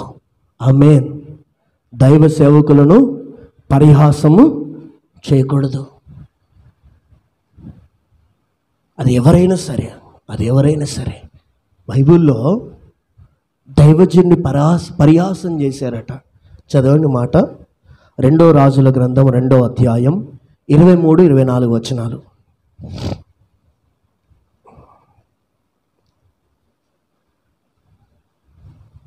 చదవండి. 2 రాజుల గ్రంథం 2వ అధ్యాయం 23-24 వచనాలు.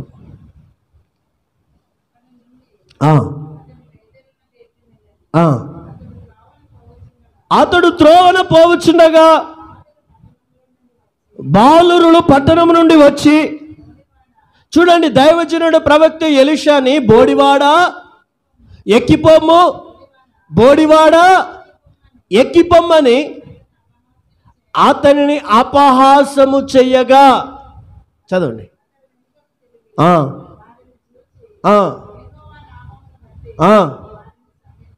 చూడండి, శపించాడు.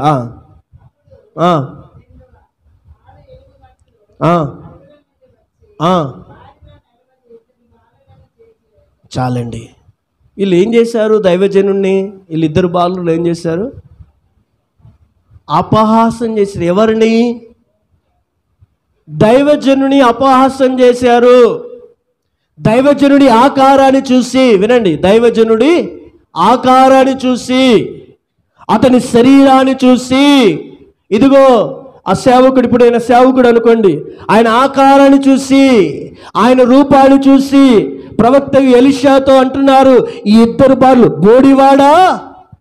బోడివాడా అంటే ఏంటిది? గుండు కదండి. అంటే గుండు అంటే ఎలీషాకి ఏముంది? బట్టతలు ఉండొచ్చు కదండి, బట్టతలు ఉండొచ్చు. కానీ బట్టతలు ఉందని ఆయనను ఏలన చేశారు, ఆయన పరిహాసం చేశారు. అపహాసం చేసినప్పుడు ఇదిగో ప్రవక్త ఏమనలేదండి, వారిని శపించగా అడవిలో ఎక్కడో ఉన్న ఎలుగుబంట్లు వచ్చి ఈ ఇద్దరి కుమారులను చీల్చి చంపేసినాయి వితిన్ సెకండ్లో. హల్లెలూయా. ఎంత భయంకరం! పరిహాసం చేయొద్దు. ఎవరిని? సేవకురాలని పరిహాసం చేస్తామా? సేవకురాలుని ఇంటికి వచ్చిందంటే సేవకురాలుగానే నువ్వు గౌరవించాలి. నువ్వు పరిహాసం చేసావో ఆ శిక్ష, ఆ తప్పిదములు, ఆ దోషములు నువ్వు అనుభవిస్తావు. అపహాసం చేయకూడదు, పరిహాసం చేయకూడదు, నవ్వుల పాలు చేయకూడదు, చీపురు పుల్ల తీసేసినట్లుగా సేవకులను తీసివేయకూడదు. విరోధంగా మాట్లాడారు. ఎక్కడ మాట్లాడారో ఏమో. ఎక్కడైనా విరోధంగా మాట్లాడావా? ఎవరితోనైనా మాట్లాడావా? ఇప్పుడే వాటిని శుద్ధి చేసుకో. నీకు మరలా నూతన స్థితిని దేవునికి ఇస్తాడు. ఆమేన్. హల్లెలూయా. మీకు మాట చెప్తా వినండి. మీకు అందరికీ సుపరిచితుడైన ఒక వ్యక్తి, మీకు తెలుసు, నాకు తెలుసు, ఆత్మీయుడిగా ఉన్న వ్యక్తి ఇప్పుడు శరీర సంబంధమైన మాటలు మాట్లాడాడు మొన్న. అసలు దేవుడు కాదు, ఆంజనేయుడు దేవుడు. మీకు తెలిసిన వ్యక్తే అంత దౌర్భాగ్య స్థితిలోకి మారిపోయాడండి. మేము చర్చికి పోను, ఇప్పుడు నేను అటుపోతా అంటున్నాడు. చివరికి ఆత్మీయ తల్లిని కూడా ఏదో మాట్లాడినాడు. పెద్ద మనిషి కదా అని మౌనంగా ఉన్నాం. ఒక మాట అన్న వేరే బ్రదర్కి అద్దించాడు. అంటే చూడండి, దైవ సేవకులను అని అని అని అని అని అని అని అని అని అని అని అని శిక్షను, రోగాన్ని కొని తెచ్చుకుంటారు. నీకంటే వయసులో చిన్నోలే కావచ్చు, పెద్దోలే కావచ్చు, ముసలోలే కావచ్చు, జ్ఞానం లేదు కావచ్చు, చక్కటి స్వస్థత వారం, అద్భుతములు చేసేవారం వారి దగ్గర లేకపోవచ్చు. కానీ వారు నీ కొరకు నియమించబడిన దైవ జనులై ఉన్నారు. ఆమేన్, హల్లెలూయా. వారిని నువ్వు గణపరిస్తే దేవుడు నిన్ను గణపరుస్తాడు. అందుకే నేను అంటున్నాను, మీ కుటుంబాలు పాడు కావద్దు అని ఆశపడితే, మీ జీవితాలు పాడు కావద్దని ఆశపడితే, దేవుని సేవకులకు విరోధంగా మాట్లాడే వారితో నువ్వు స్నేహం చేయకు. వారితో కట్ చేసి నీ జీవితాన్ని నువ్వు చూసుకో. దేవుని నిన్ను ఆశీర్వదిస్తాడు. ఆమేన్, హల్లెలూయా. అలా చేసావా, దైవ సేవకుడికి అన్ని బయలుపరచబడతాయి. నిజం చెప్తున్నాను. కాబట్టి వీళ్ళు పాపం చేశారు. వెంటనే వాళ్ళు ఏం చేశారండి? వాళ్ళు చేసిన పాపాన్ని ఒప్పుకున్నారు. ఆమేన్. ఇప్పుడు అహరోను, మిరియాం ఏం చేశారండి? అయ్యా, మేము మీ సేవకునికి విరోధంగా మాట్లాడాం. అయ్యా, మేము విరోధంగా ఈ పాపం మా మీద మోపవద్దు అని ప్రార్థన చేశారు. ప్రార్థన చేశారా లేదా? వారు ఆ పాపాన్ని ఒప్పుకున్నారు. వారి పాపాన్ని ఒప్పుకున్న తర్వాత మిరియాం మీదకి దేవుని కనికరం దిగి వచ్చింది. హల్లెలూయా. ఆ కుష్టు వ్యాధి నుండి ఆమె స్వస్థత పొందింది. మరలా ప్రయాణము కొనసాగింది. అందుకే దేవుని బిడ్డలారా, ఆ కృపను మనం కలిగి ఉందాము గాక. హల్లెలూయా. అందుకే ఈ దినమున దైవ సేవకుడు పక్కనే కూర్చోకూడదు. దైవ సేవకులకు కొంచెం భయం భక్తితో మనం ప్రవర్తించాలి. చాలా డిస్టెన్స్ మెయింటైన్ చేయాలి. చాలా గౌరవంగా ప్రవర్తిస్తే దేవుడు నేను గౌరవంగా సమాజంలో నేను గణపరుస్తాడు. ఆమేన్, హల్లెలూయా. అలా నువ్వు భయముతో ఉంటే దేవుడిని ఆశీర్వదిస్తాడు. ఒకవేళ ఇప్పుడు అహరోను, మిరియాము దైవ సేవకులకు విరోధంగా మాట్లాడి దేవుని సేవకు విరోధంగా మాట్లాడినందుకు వారు చేసిన పాపాన్ని ఏం చేశారండి? ఒప్పుకున్నారు. కప్పుకున్నారా? ఒప్పుకున్నారా? ఒప్పుకున్నారు. ఒప్పుకొని వాటిని విడిచిపెట్టిన ద్వారా వారి కలిగిన కుష్టి వ్యాధి నుండి వారు స్వస్థత పొందారు. ఆమేన్, హల్లెలూయా. అందరు చెప్దాం హల్లెలూయా, హల్లెలూయా. చివరి మాట చెప్తాను. మొదటి వ్యక్తి ఏం చేశాడు తెలుసా అండి? దావీదు ఏం చేశాడు?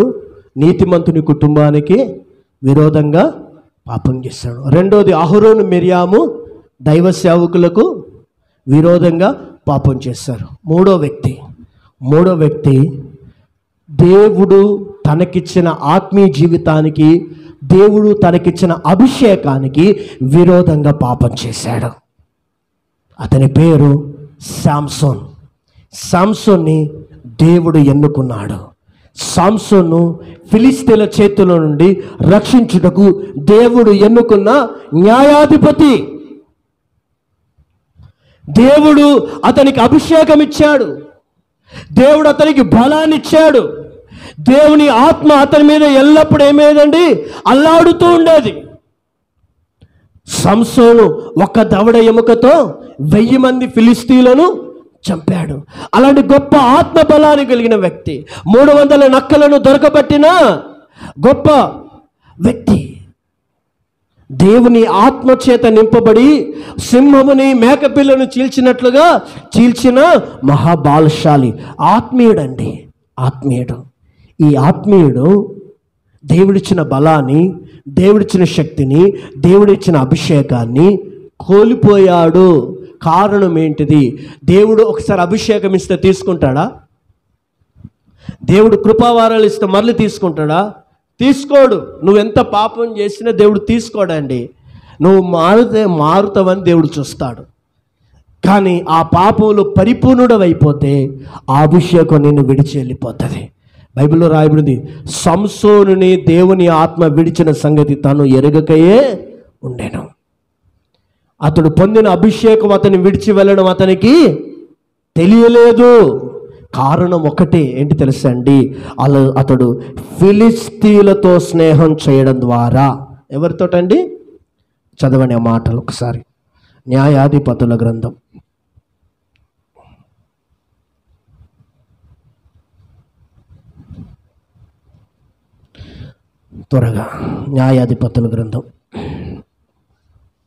13వ అధ్యాయం 5వ వచనం చదవండి మొదటిగా.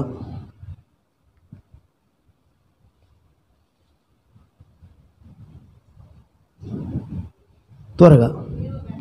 నీవు గర్భవతివై కుమారుని కందువు, అతని తల మీద మంగళకత్తి వేయకూడదు.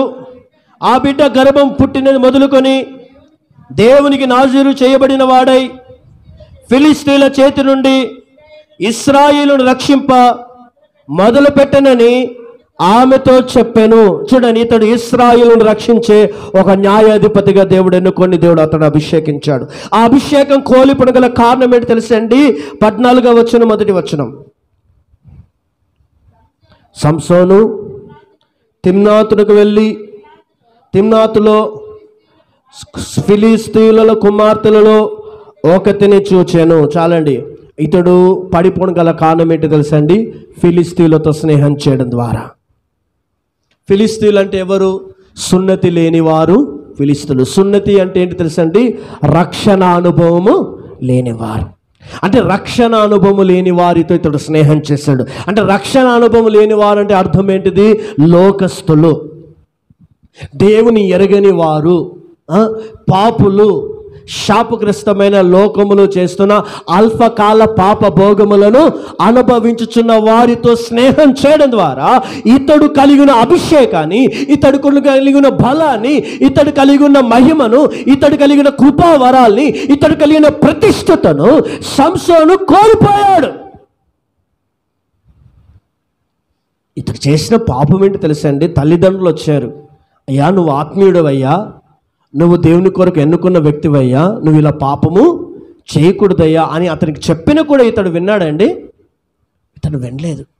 ఈ దినమున ఎంతోమంది క్రైస్తవులు తమ ఆత్మీయ జీవితంలో ఎందుకు నష్టపోతున్నారు తెలుసండి? బాప్తిజం పొందిన వ్యక్తే, ప్రార్థన చేసే వ్యక్తే, దేవుని మందిరానికి ఒకప్పుడు క్రమంగా వచ్చిన వ్యక్తే ఇప్పుడు ఎందుకు పడిపోయాడు? వినండి, బాప్తిజం పొందిన వ్యక్తి ఎందుకు పడిపోతాడు? పడిపోతాడా? పరిశుద్ధ ఆత్మను పొందిన వ్యక్తి పడిపోతాడా? దేవుని మందిరానికి వచ్చే వ్యక్తి పడిపోతాడా? మంచిగా ప్రార్థనలో వెదుగుతున్న వ్యక్తి ఎందుకు పడిపోతున్నాడు? కారణం ఒకటే, అతడు లోకంతో స్నేహం చేయడం ద్వారా. ఎప్పుడైతే ఆత్మీయుడు లోకంతో స్నేహం చేస్తే, ఆత్మీయుడు శరీరుడితో స్నేహం చేస్తే అతడు పడిపోతాడు. ఇప్పుడు నీకు త్రాగుడు అలవాట్లేదు, నువ్వు త్రాగుబోతులతో స్నేహం చేస్తే పడిపోవా? పడిపోవా? నీకు లోక సంబంధమైన అల్పకాల పాప భోగములు ఒకప్పుడు వద్దనుకున్నావు, సిగరెట్లు వద్దనుకున్నావు, ధూమపానాలు వద్దనుకున్నావు, చిల్లర స్నేహం వద్దనుకున్నావు, వ్యసనాలతో కూడిన జీవితం వద్దనుకున్నావు, అల్లరితో కూడిన ఆటపాటలు వద్దనుకున్నావు, లోక సంబంధమైన పారంపర్య ఆచారాలు వద్దనుకున్నావు. అసలు లోక స్నేహమే నాకు వద్దు, నా ఇల్లు, నా పని, నా దేవుడు, నా మందిరము, నా దేవునితో పరిశుద్ధ జీవితం చాలు అని నువ్వు రక్షణ మారు మనసు బాప్తిజం పొంది బల్ల తీసుకుంటున్న వ్యక్తివి ఇప్పుడు నువ్వు దేవుని దగ్గరికి రాలేకపోతున్నావు. కారణం ఒకటే, నువ్వు లోకముతో స్నేహమైపోయావు, లోకం మనుషులతో స్నేహం అయిపోయావు. ఎప్పుడైనా గ్రహించండి, లోకంతో స్నేహమైన వాడు దేవునికి దూరం అవుతాడు. సాతానుతో స్నేహం అయితే దేవునికి దూరం అవుతావు. సాతాను సంబంధులతో స్నేహం అయితే దేవుని సంబంధులతో, దేవుని సంఘస్థులతో, దేవ సేవకులతో నీకు సంబంధం ఉండదు.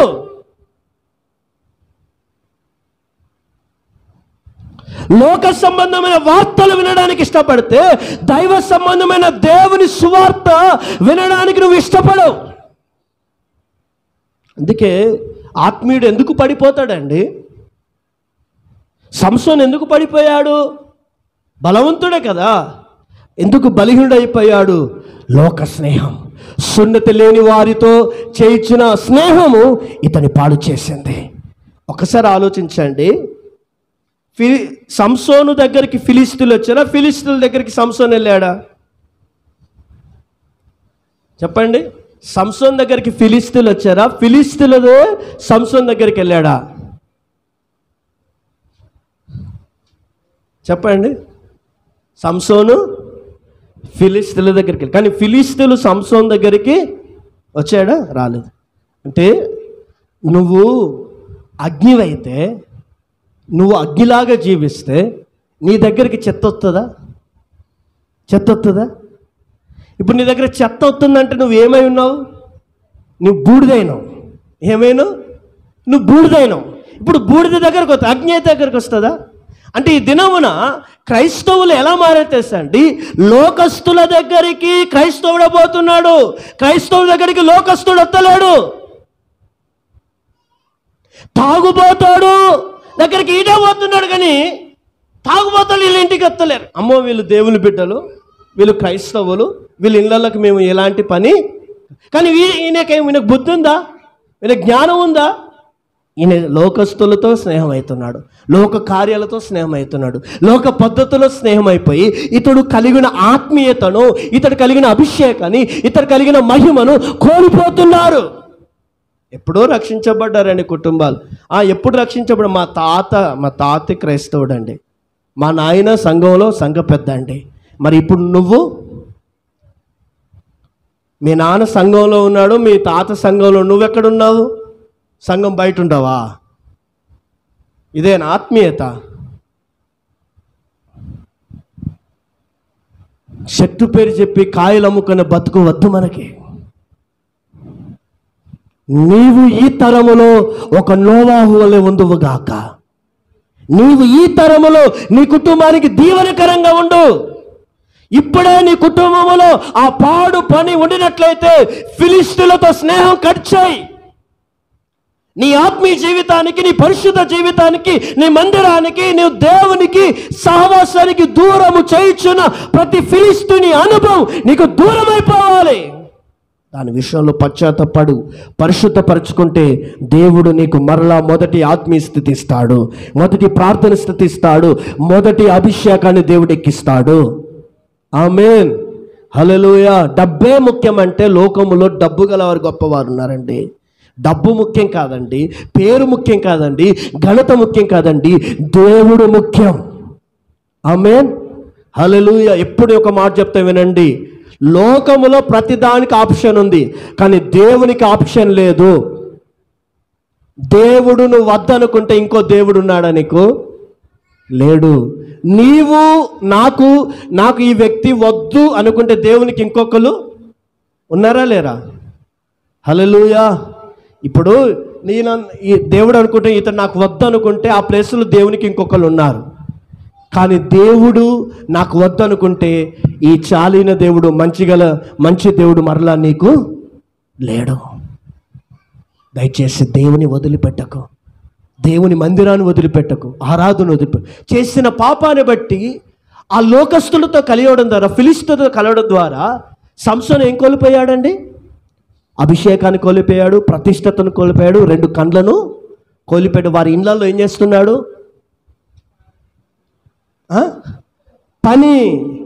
పని మనిషి పని చేస్తున్నాడు. వారి సర్దార్ యొక్క రూకలను అయితే ఏం చేస్తున్నాడు? రుబ్బుతున్నాడు. ఒకప్పుడు సంసోను చూస్తే భయపడిన వాళ్ళు ఇప్పుడు సంసోను వారికి బానిస అయిపోయాడు. ఎంత దౌర్భాగ్యం! అప్పుడు అక్కడ బానిస అయినప్పుడు అతని కళ్ళు తెరవబడ్డాయి. అతను అంటున్నాడు, ఏమంటే తెలుసండి?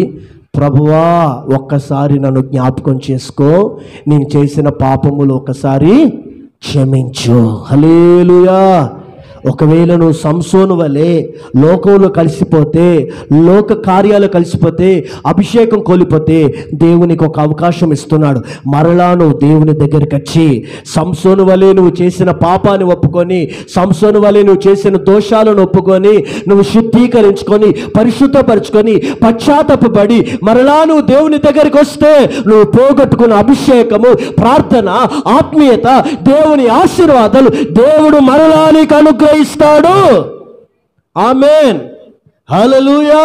ఇప్పుడు సంసోను మీదకి ఏమొచ్చిందండి? దేవుని కనికరం దిగి వచ్చింది. హల్లెలూయా. దేవుని కనికరం దిగడానికి కారణం ఏంటి తెలుసా అండి?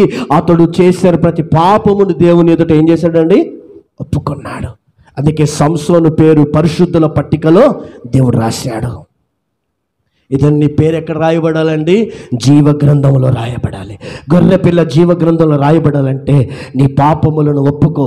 నీ ఆత్మీయ జీవితానికి విరోధంగా పోరాడిన ప్రతి పాపాన్ని, ప్రతి దోషాన్ని ఒప్పుకొని లోకానికి వేరై ప్రత్యేకమైన జీవితం చేస్తానని తీర్మానం చేసుకో. మరలా పోగొట్టుకున్న అభిషేకాన్ని, పోగొట్టుకున్న ఆత్మీయతను, పోగొట్టుకున్న మహిమను దేవుడు మరలానికిచ్చి దేవుని సమాధానము, సంతోషముల చేత నా దేవుడు నిన్ను నింపి మరలా నిన్ను ఆత్మీయుడిగా స్థిరపరుస్తాడు. ఆమేన్, హల్లెలూయా, హల్లెలూయా. అందుకే దేవుని కనికరం ఎవరి మీదకి దిగి వస్తుంది తెలుసా అండి? ఎవరి మీద దిగి వస్తుంది చెప్పండి? తన అతిక్రమములను దాచిపెట్టుకోక ఒప్పుకొని విడిచిపెట్టిన వారి మీదకి కనికరంది. ఇప్పుడు వీరు ఏం పాపం చేశారా? ఈ ముగ్గురు వ్యక్తులు. దావీదు ఏం పాపం చేశాడు? కుటుంబాన్ని నాశనం చేశాడు. చేసిన పాపాన్ని ఒప్పుకున్నాడా? ఒప్పుకున్నాడు. సెకండ్, అహరోను, మిరియాము పాపము చేశారు. ఏం పాపం చేశారు? సేవకులు విరోధంగా మాట్లాడు, తప్పుగా ప్రవర్తించారు. ఆ పాపాన్ని ఒప్పుకున్నారా లేదా? ఒప్పుకున్నారు. ఇప్పుడు సంసోను ఏం చేశాడు? తన ఆత్మీయ జీవితానికి విరోధంగా, రక్షణ జీవితానికి విరోధంగా తప్పు చేశాడు. మరలా చేసిన పాపాన్ని ఏం చేశాడు? ఒప్పుకొని విడిచిపెట్టిన తర్వాత మరలా అతనికి అభిషేకాన్ని దేవుడు ఇచ్చాడు. ఇది నమ్మన దేవుడు నిన్ను అడుగుతున్నాడు. ఈరోజు దేవుడు నీకు అవకాశం ఇస్తున్నాడు. నీ పాపాలను ఒప్పుకొని పరిశుద్ధపరచుకొని నువ్వు దేవుని దగ్గరికి వస్తే పోగొట్టుకున్న ఆ దేవుని ఆశీర్వాదాలు, దీవెనలు నీ మీదికి దిగి వచ్చినట్లుగా ఆయన నిన్ను కనికరించునుగాక. ఆమేన్. ఇటు వాక్యములను దేవుడు దీవించునుగాక. ఆమేన్. అందరం